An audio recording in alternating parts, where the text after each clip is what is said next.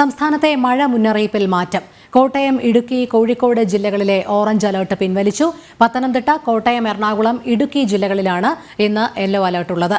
ന്യൂനമർദ്ദപാത്തിയുടെ സ്വാധീന ഫലമായി വരും ദിവസങ്ങളിലും മഴ ശക്തമാകുമെന്നാണ് വിലയിരുത്തൽ. ടിൻഡു ദാസ് ചേരുന്നു. ടിൻഡു, മഴ മുന്നറിയിപ്പുകൾ എപ്രകാരമാണ്? രോഹിണി, സംസ്ഥാനത്ത് മഴ തുടരുമെന്ന് തന്നെയാണ് മുന്നറിയിപ്പ്. പക്ഷേ രാവിലെ ഉണ്ടായിരുന്ന പോലെ ഓറഞ്ച് അലർട്ടുകൾ നൽകിയിട്ടില്ല.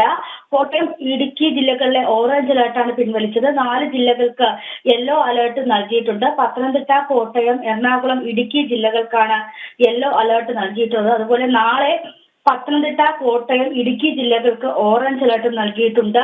അതോടൊപ്പം തന്നെ വരും ദിവസങ്ങളിൽ മഴ ശക്തമാകും. ഈ ഒരു സാഹചര്യത്തിൽ മുൻകരുതലുകൾ സ്വീകരിക്കണമെന്നും ദുരന്ത നിവാരണ അതോറിറ്റി അറിയിക്കുന്നുണ്ട്.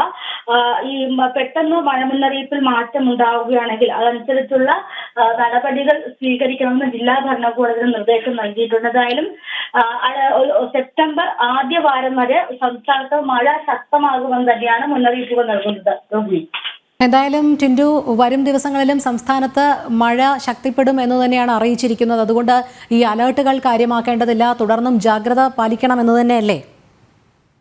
തീർച്ചയായും തുടർന്ന് ജാഗ്രതാ നിർദ്ദേശങ്ങൾ പാലിക്കണമെന്ന് തന്നെയാണ് മുന്നറിയിപ്പുകൾ വ്യക്തമാക്കുന്നത്.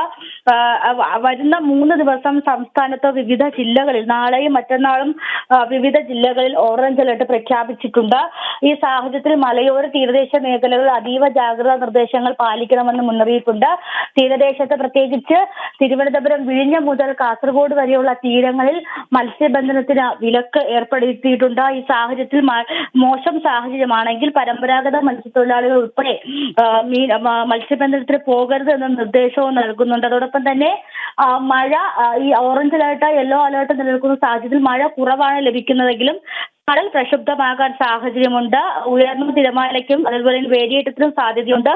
ഈ സാഹചര്യം മുന്നിൽ കണ്ടുകൊണ്ട് മത്സ്യത്തൊഴിലാളികൾ അതീവ ജാഗ്രതാ നിർദ്ദേശം പാലിക്കുന്നതോടൊപ്പം തന്നെ മലയോര മേഖലകളിൽ ഇന്നലെ പൊന്മുടി അടച്ചിട്ടുണ്ട്. തിരുവനന്തപുരത്തെ പൊന്മുടി ഇന്നലെ അടച്ചു. അതൊക്കെ ഈ വിനോദസഞ്ചാരത്തിന് മുൻകരുതലുകൾ സ്വീകരിക്കണമെന്നാണ് മുന്നറിയിപ്പ് വ്യക്തമാക്കുന്നത്.